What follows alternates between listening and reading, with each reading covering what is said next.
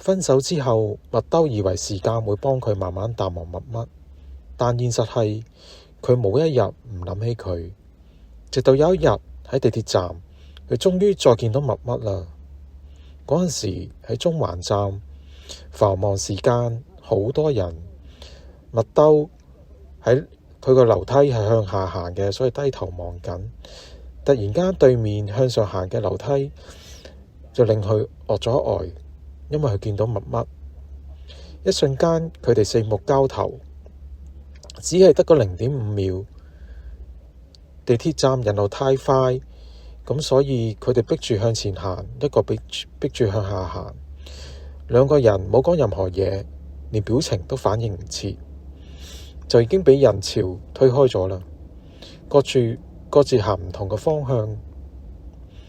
麥兜企喺個閘前面，呆咗10秒，喺度諗：我係咪應該追佢？應該打個招呼，定應該起碼笑一笑啊？但當佢回過神來，抬頭望向樓梯，已經唔見咗默默啦。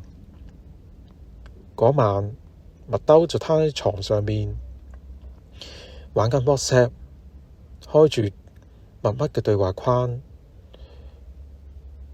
睇返之前最尾嘅信息。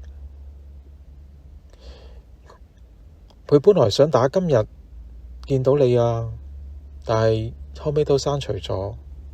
後尾佢又再打，你覺得好嗎？後尾都係刪除咗。最後佢嘆咗一口氣，乜都唔打，放低部手機。有時候人生最深刻嘅重逢，就可能就係得個0.5秒嘅咋。